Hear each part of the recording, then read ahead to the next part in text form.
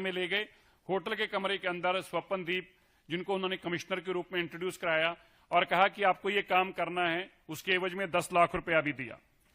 अब सवाल यह है कि 15 तारीख को आपने बताया, वो लड़का बता रहा है कि 15 जून को मेरे को फोन आता है और मैं रात को गुड़गांव पहुंचता हूं। 16 तारीख को सुबह 10 लाख रुपया दिया जाता है।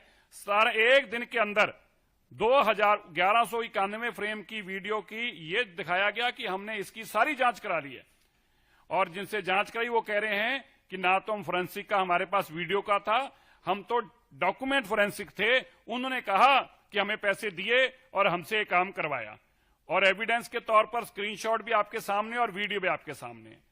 आप सोचिए, आज पंजाब के अंदर जिस तरह मुगलों के राज के दौरान जिस मानसिकता के साथ पाप किया जाता था, मस्सा रंगड़ जैसा आदमी जिसने इन्हें बड़ा पाप किया, और इसी तरह गुरु साहिबानों के प्रति अपशब्द और शराब का इसी तरह से ये पाप किए गए, उसी रूप में आकर आज आम आदमी पार्टी के अरविंद केजरीवाल, उनके साथी दुनिया भर में बसे सिखों को चैलेंज करते हुए हम तो ये पाप भी करेंगे, पैसे के दम पर नकली रिपोर्टें बनाकर अकाल तख्त को चैलेंज करें, और फिर सब लोगों ने, आम आदमी पार्टी के सारे ही लोगों से वीडियो डलवाई गई अकाल तख्त के खिलाफ।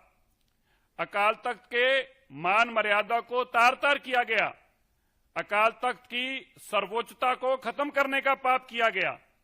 आज सबसे बड़ा सवाल क्या है कि जो बेअदबी कानून पंजाब की विधानसभा में पास हुए, आज उनका लिटमस टेस्ट है। क्या उन्हीं बेअदबी कानूनों के ऊपर पंजाब पुलिस भगवंत मान को मुकदमा दर्ज करके, रजिस्टर करके, क्या उसको मुकदमा दर्ज अरेस्ट करती है?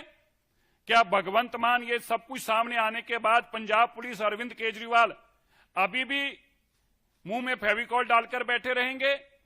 दुनिया भर के सिख आज पूछ रहे हैं, सिख जथेबंदियां बार बार सवाल कर रही हैं।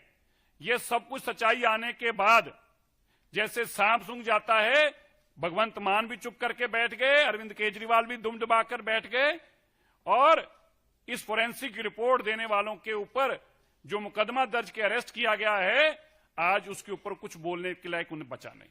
आज बहुत बड़ा, इससे पहले बेअदबियों की जब घटना घटी, इस पाप के सजा सबको मिली।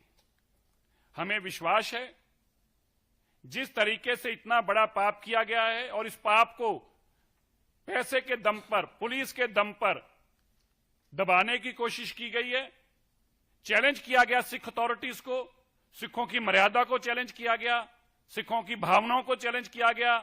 सिख गुरु साहिबानों की बेअदबी करने के बावजूद, बजाय कि पश्चाताप की भावना कहीं दिखाई दे, चैलेंज किया गया।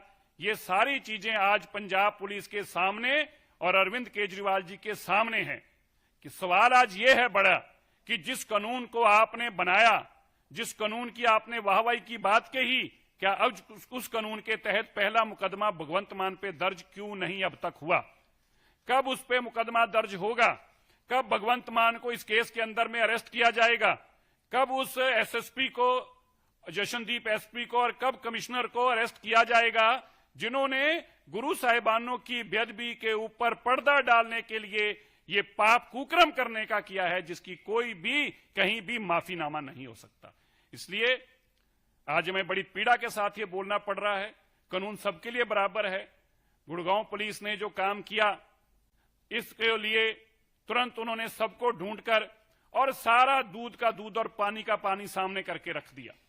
मेरा मानना है आज देश और दुनिया देख रही है किस तरह से अरविंद केजरीवाल ये पाप को छुपाना चाह रहे हैं, दबाना चाह रहे हैं, और हम उम्मीद करते हैं कि जरूर अभी पंजाब पुलिस इस केस के ऊपर जांच करने के लिए मुकदमा दर्ज करके तुरंत भगवंत मान को अरेस्ट करेगी। अरविंद केजरीवाल अपना मुंह खोलेंगे और जरूर बोलेंगे, जो गुरुओं की बात करते हैं, आज ये पाप के सामने उनका मुंह क्यों नहीं खुल रहा? आज पूरी दुनिया भर के लोग उनसे ये सवाल पूछ रहे हैं।